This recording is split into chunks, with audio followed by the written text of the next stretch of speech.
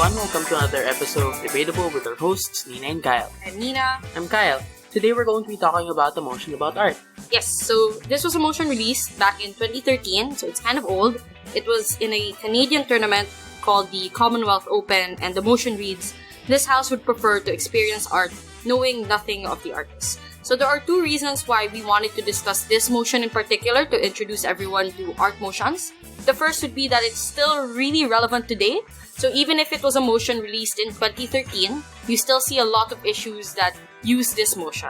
So I think the most recent one would be the Van Gogh issue on Twitter, where people would claim that you need to know about Van Gogh to be able to appreciate the exhibit, or even like scandals about Woody Allen and all the sexual harassers who have been found in the industry during the Me Too movement. So I guess that this is still relevant to talk about because it's pretty timeless, and I'm sure there will be issues in the future regarding this motion. I think it's interesting that we talked about Van Gogh Alive because we literally just came from Van Gogh Alive last night. Yes. Yeah, it was fun, but I really liked how there was a robust debate online about how do you really respect the artist? Is this sort of a bastardization of Van Gogh's original artistic intent, and whether or not we should even care about this? Is it really art that belongs to him, and therefore all of our interpretation should be based on what he would want? Or can we decide for ourselves what we want the art to be? Can we transform it in any particular way? And I think it's also interesting to notice, and this is the second reason why we chose this motion, it's that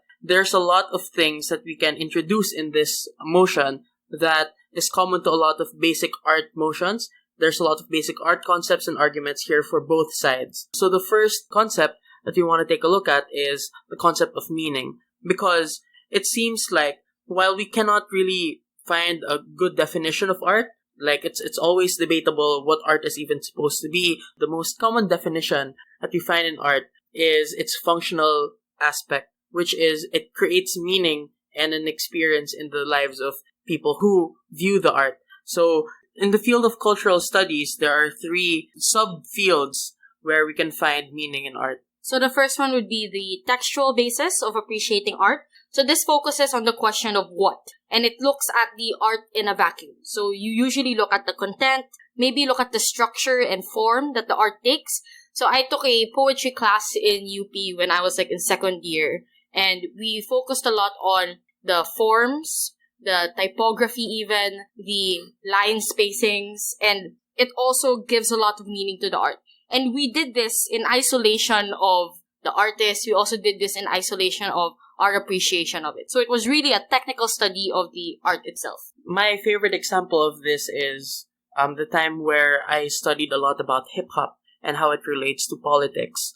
So hip-hop, even though it is, for example, you think about rap all the time, but the real meaning of hip-hop isn't just the lyrics that you get when you listen to a hip-hop record. It's also the sampling that goes into it. It's also the notion that since most of the sounds that you hear are electronically created, it harkens back to the history of hip-hop as something that's a response to rapid urbanization and the rapid rise of technology when it comes to the creation of art, etc. The second one is the production basis. So while the textual basis is what the art is, the production basis talks about who, when, where, and how the art is created. So we're talking about the artist, the context behind it. We're talking about the production and the recording labels, the location, etc. So this is where the debate looks at how well we should respect the artist's intent, etc.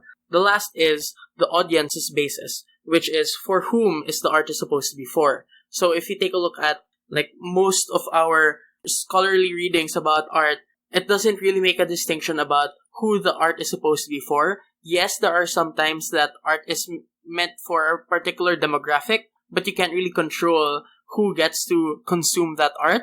So if the art is consumed by someone outside of that demographic, there will be a difference in how that audience will perceive it. And this comes from the notion that all of our ideologies come from our own personal backgrounds. And if those backgrounds change, then those ideologies change as well. But since we're talking about contexts here as well, the audience's perspective might change because of his or her exposure, number one, to her own environment in which he or she grew up in, but also through the exposure of the art, you get to see a window into the life of the artist as well. So we have textual basis, production basis, and audience basis. And ideally, in the art world, all three should simultaneously coexist because it makes the art overall more holistic and meaningful. But sometimes, particular aspects negatively affect the others. So sometimes audience basis affects the intention of the artist and changes it beyond what the artist intended. Sometimes the text and how people perceive it is different from, for example, what the art itself is trying to convey, etc. So this motion is trying to address that and ask one of the most important questions, which is one way of viewing art ideal to the others? Yeah, so here we're trying to look at the way that we create meaning from art and sort of look at, is any one of these more important for the purposes of like the true meaning of art? So is it okay for us to disregard the artist in order for the audience's perspective to be the primary function of art, and these kinds of things? So as a disclaimer, Nina and I prepped this in advance to make the discussion clearer, because the first time we recorded it, we were so repetitive. So we decided, let's just prep this in advance before we record. Yeah, so we're going to tackle both sides of this motion, and hopefully you learn things along the way. This is not how we usually prep. That's the disclaimer. Like, this is going to be so much cleaner than how we usually do things. Because if you really listen to us prepping, it would be just 15 minutes of silence with occasional laughing. Yeah. Okay. We're going to end up going like, oh, hello ba? We're just going to end up gossiping about some things. Some artist or some stuff. Yeah. And did you know I watched this anime? But you still do that in the recordings anyway. So, and I will later. So what's new? Okay, government size. So let's start with that. So I think the first argument of government, or the first things you have to discuss in most preppings actually, is principle backing. Like, what is the principle that will hold your arguments together? And in this case, Kyle and I want to introduce two things for government. The first would be the idea of death of the author. And Kyle loves ranting about this, and it's one of his favorite concepts. He teaches it to literally anyone who will bother listening. So now he owns a podcast, so go ahead. Alright, so the death of the author is a concept that's made by Roland Barthes. And according to Barthes, the author has historically been an oppressive entity that imposes a particular meaning onto art, and by extension, the imposition is placed upon the viewing of the audience. So the main thrust here is that art does not belong to the author. When the artist or the author creates a piece of art and puts it out into the world, he or she loses ownership over the art. So this is the reason for this, is because art, insofar as it is experiential, in the sense that it's not a good that you buy so that you can eat it or whatever. It is something that you pay money for in order to get a particular experience, to widen like the quality of your life by looking at another person's shoes, or by putting yourself into a particular reality. So that reality is something that should be owned only by the person who's perceiving the art, and no longer by the person who made the art. So for example, in a motion about J.K. Rowling's world building, there would be some who would argue that J.K. Rowling no longer has any right to impose her own version of what Hogwarts or the Wizarding world would actually be like outside of the books. Because the moment she published those books and people read those books, the Wizarding world no longer belongs to J.K. Rowling. It belongs to us, the readers. So that's the reason why the death of the author is very important. Because in the art world, we take a look at how people create meaning and these worlds for themselves. And this leads to the second idea about how art should evolve on its own. So besides the author dying as a natural consequence of releasing art, we could also principally say that art was never meant to be stagnant. And the existence of an author is not just oppressive, but actively leads to the stifling of new interpretations and new discourse in art. So, we would argue that art must evolve on its own. It must evolve based on how people want it to evolve. And therefore, in principle, we should allow the artist not to be involved anymore in how we appreciate and view artworks. So that's the two principal reasons why we think government side would be strong. I also thought about something just now. I remembered that I was thinking about art in relation to economics, and I thought, hey, maybe art is just one of those other transactions, wherein the author creates something and the audience interprets it using their own experiences. So I was thinking from an economic perspective, once someone sells you something, the seller no longer has any right over what happens to that good or how you use that good, which is precisely the reason why, for example, although this is debatable, if someone sells you a gun, the seller no longer has the ability or no longer has the responsibility or the liability when you use that gun to hurt someone else. I was thinking of the exact same example. Okay, so that's like the principles behind it. So apparently there are 3 principles. We're sorry. I guess, we can't control when we suddenly think of good ideas as we're recorded.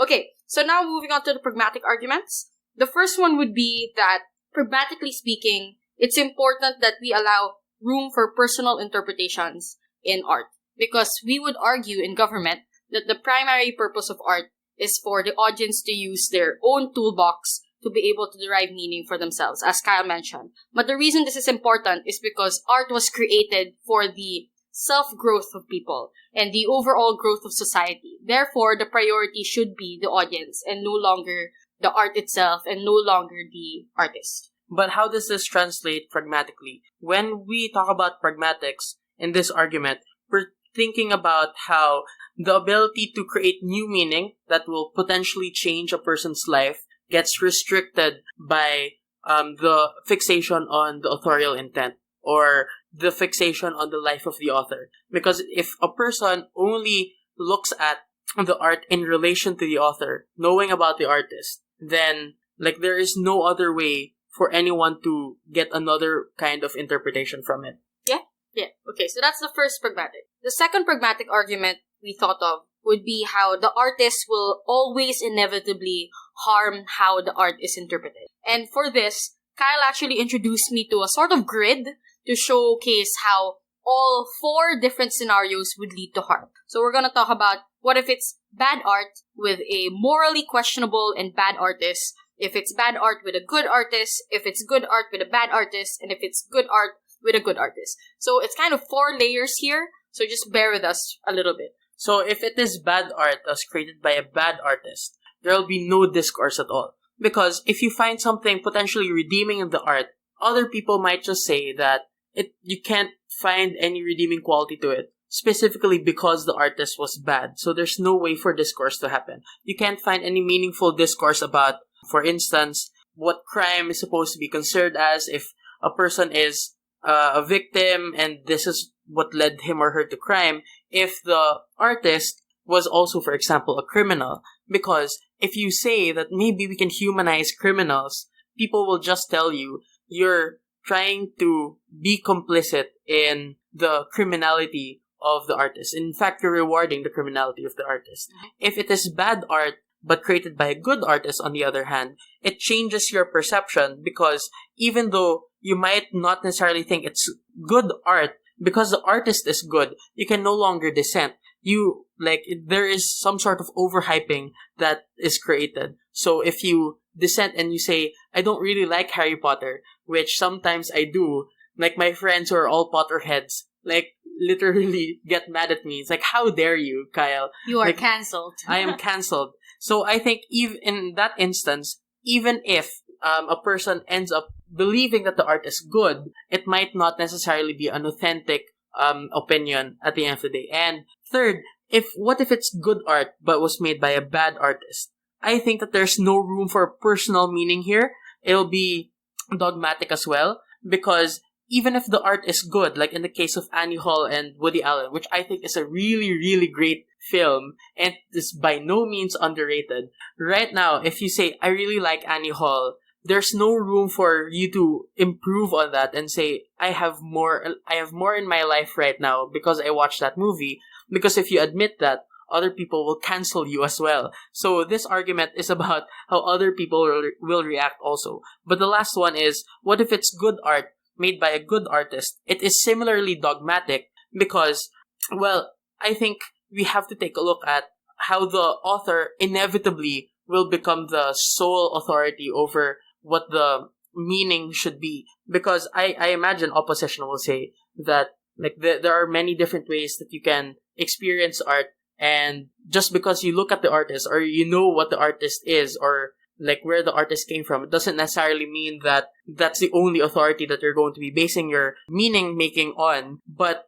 on the other hand, I think government has to argue that because the artist is so good and is held in such high regard, then everything that the author says about the work that he or she created will be considered as gospel truth. So again, there's no room to dissent here.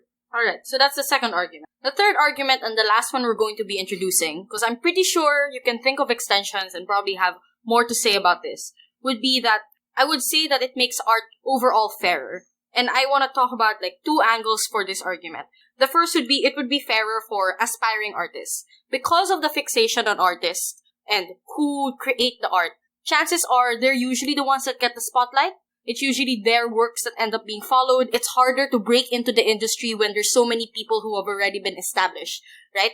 So if you create new art, I would say that it's inherently unfair because the competition is like stacked against them. But now that we no longer focus on the artist and purely the art itself, I'd say that good underrated artists would have a fairer shot of getting the spotlight, or at least getting their artworks out there. Because I guess in government world, we have to admit no artist will get the spotlight. And that's fine. Because therefore, we now put the premium and only look at the art and appreciate it for what it is and not the hype or the clout that's associated with the artist.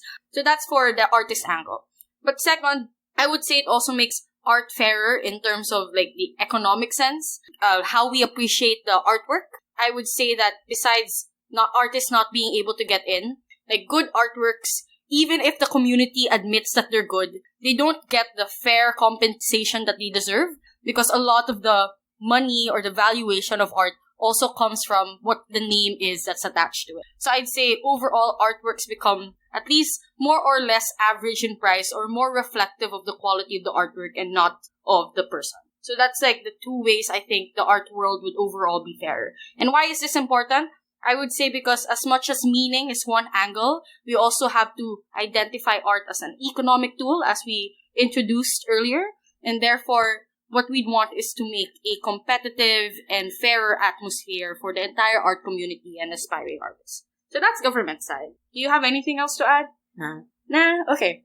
So now we're going to move on to opposition, which is basically a reverse of everything government says, but we're going to try to forget what we said at government and just build up as if we prepped it in isolation. Yeah, so again, we're going to start with the principled backing. There are two arguments under the principled heading that we'd like to talk about. The first is something I really like, which is the audience has a responsibility whenever they consume art.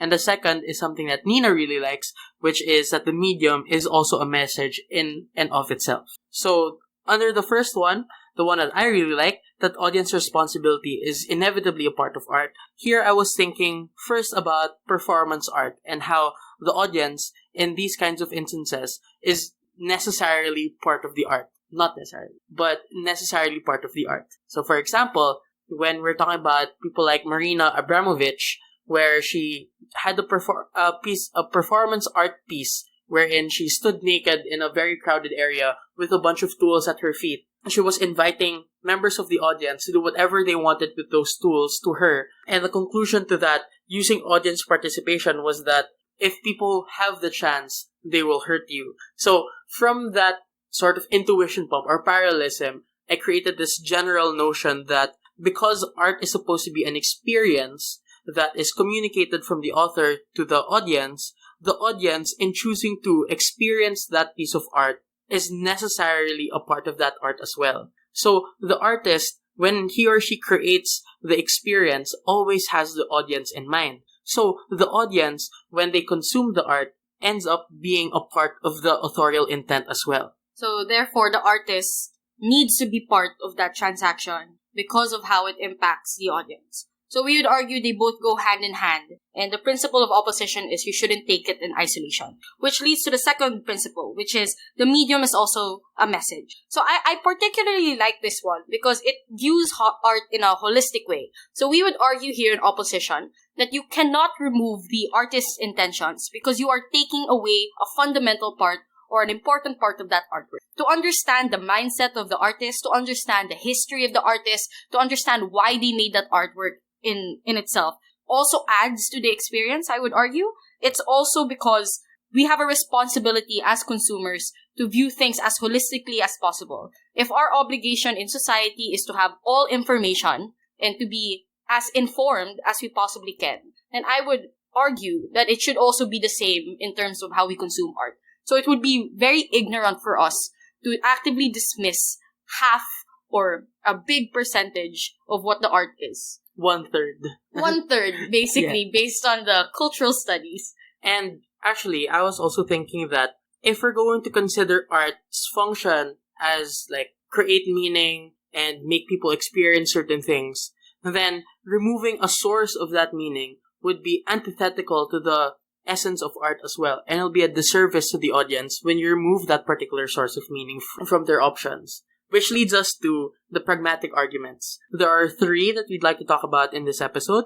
The first is that the artist, or knowing about the artist, can also improve the experience that audience members will have. Second, that we shouldn't empower bad artists or bad people in general, and why knowing about the artist will allow us to hold them into account. And third, that it limits the production of art, in which we're going to talk about some intellectual property concepts here and how, like, economically speaking, it creates more art. Yeah. So the first one is how artists also improve experience. And here I want to be a little bit more personal probably in how I'd run this. Like, this is me. Because we went to the Van Gogh exhibit yesterday. Well, at the time of recording, we went yesterday. By the time it's released, probably like a few days ago.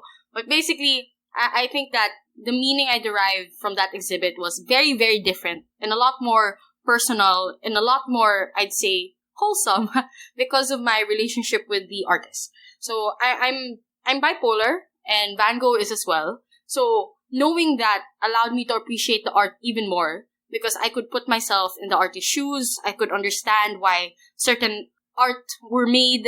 I can understand why that person wanted to create the artwork in the first place. So I'd say that it improves the experience for particular people if they can relate to the artist, if they understand the artist's intentions, and it would add overall to the experience. Yes, and even if you're not, for example, even if you're not bipolar, or if you don't personally relate to the artist, just knowing what the artist must have gone through already informs how you see a particular piece. So even if I am not, for example, bipolar, I can look at the Starry Night and still feel moved by it, specifically because I feel like this is how Van Gogh must have felt the sky looked like, or how the heavens actually were to him as a person. So even though I might not personally see it in this particular way, because I knew about the artist, I sort of felt like this is an experience that I wouldn't have. This is an experience that he was having, that he is communicating to me through the art. Yeah. I'd say a third one, and I just thought of this now, is it improves the experience of art because of how it helps it evolve. So the exhibit in particular takes Van Gogh's artworks and makes them into audiovisual presentations. And I'd say one of the things that really inspired how they presented it was understanding what Van Gogh was going through. So because of the mood swings that he went through, because of the ups and downs of his bipolarism, a lot of the artworks moved in particular ways to demonstrate the ups and downs of his life. So it also allows artwork to evolve because when you take into consideration the artist's intent, it also informs you of new ways to present that artwork and new ways to let people know the intentions and let people experience it for themselves. That's like the third angle. The second pragmatic argument is about accountability and that we shouldn't empower bad people. So there are 2 ways that we want to take a look at it. The first one is patronage and equating it to being complicit or supporting a particular unethical behavior. So the example that I was thinking of, again, since I really like anime, was Samurai X. Because Samurai X was a huge part of my childhood growing up. I bought a bunch of manga from it. But recently I found out that the author actually had a lot of child pornography. So it made me personally feel bad knowing that a lot of my money ended up contributing to his criminality. Oh no. Yeah, so you helped him purchase some porn, Kyle. Yeah, so that is not the hentai that I want to be remembered for.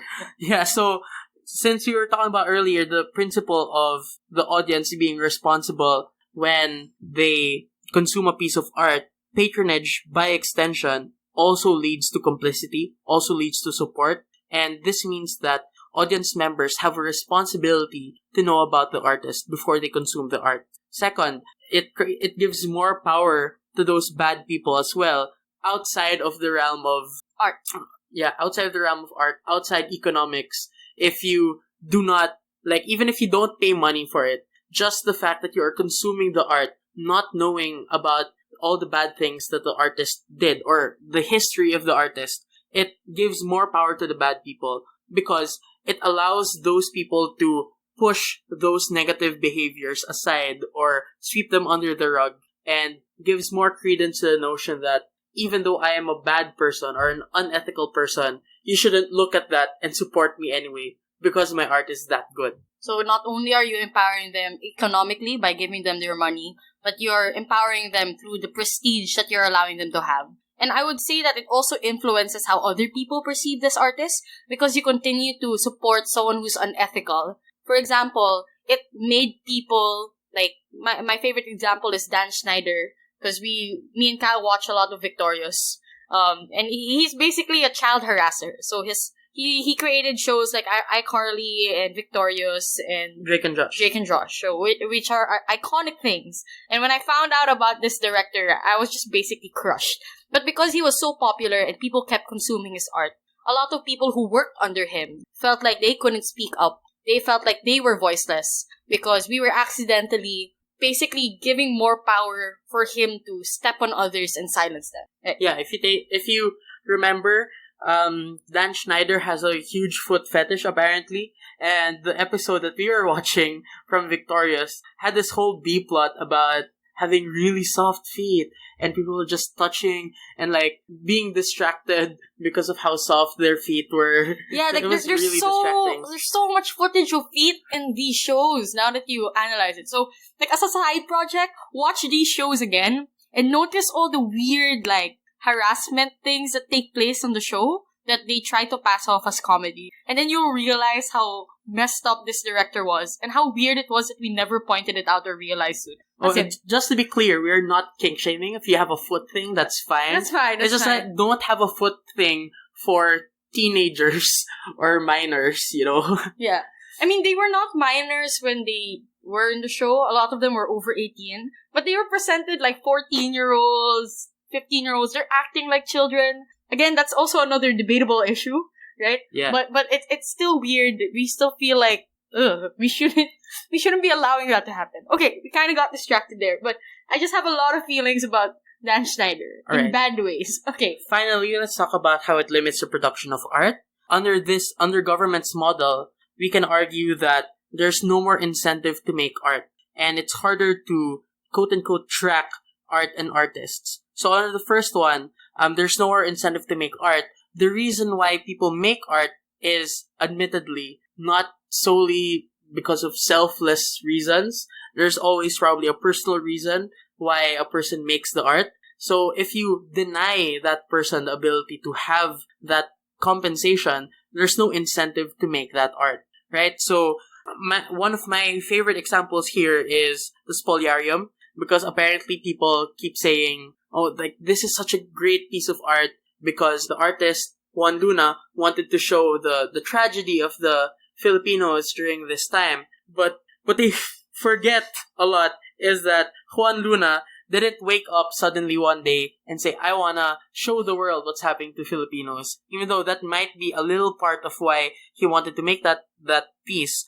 It was mostly because it was an entry to an art competition. Like, he wanted the prestige. So there are so many things that could contribute to our society that otherwise wouldn't have been created if we deny those monetary or material incentives to create the art. Yeah, so we would argue here that it's important that you get the artist's name out there or give them their spotlight because it incentivizes them to make more art or even create their first pieces to begin with.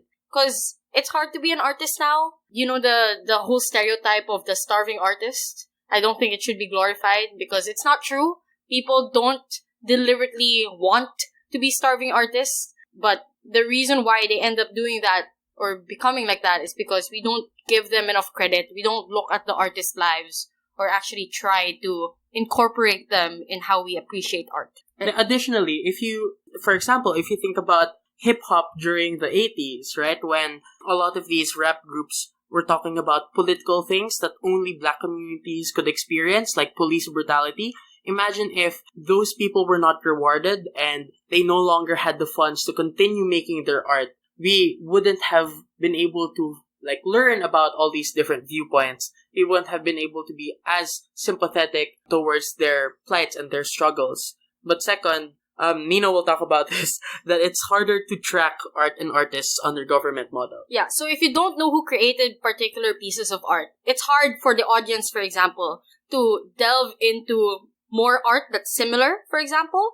because I would argue that people get introduced to their favorite art pieces, not because they just stumble upon it, but because they were introduced to something of that artist and then they look at his entire collection as a package, or they look at it as a collection. But you're not able to do that if you actively remove the role of the artist or not look at the artist at all in how you appreciate art. So it helps you track artworks because you manage to see it all in bulk and categorize them based on particular styles of artists, particular intentions of artists, their feelings, their emotions at the time, their intentions. So I would say that it does contribute to how we appreciate art because it streamlines how we consume it. It makes it easier for us to find similar art pieces that we might enjoy. It also helps us understand art pieces more because I would say it's pragmatically hard to categorize styles or identify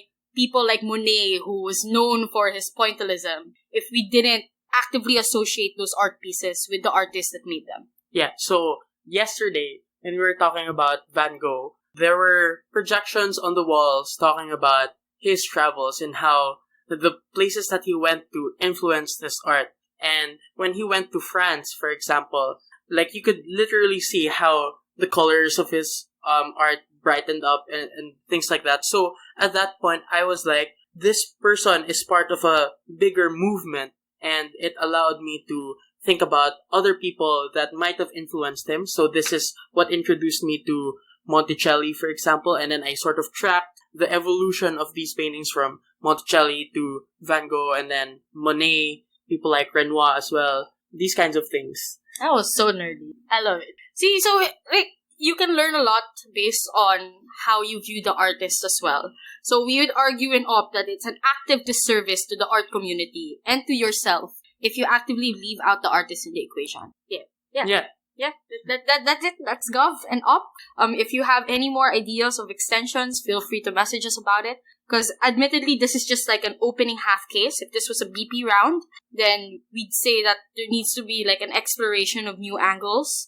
There could be an exploration of other themes that are involved, for example. And we think that could probably be something you raise and let us know about. So that's it for this particular episode.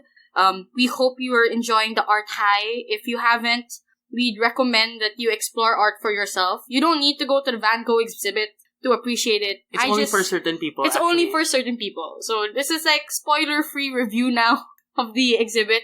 I liked it because I had my personal reasons for going. But if you're not the type that would, nerd out or really sit down and appreciate a presentation that lasts for 45 minutes, then you're probably gonna find it kind of boring. Yeah. If you are, though, here's a pro tip. You can stay for more than 45 minutes. You can sit through the thing twice or more than twice, a little bit more than twice. So the first time you watch it, there might be so many different people who are just walking around taking videos of stuff or taking selfies.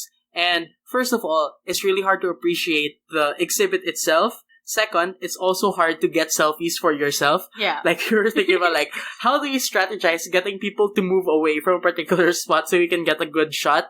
But by the time that you have the second showing, you could appreciate it more because there are less people. Yeah, so I hope that there are enough people who listen to this to the point that they get more meaning out of the exhibit if ever they try to go, but not reach so many people that everyone will just like do the same strategy that I just recommended. Okay. I think you're overestimating how many people listen to this podcast. I don't think they're gonna flock in all at once. But if you do, then that would be really, really flattering for us. Okay, that's it.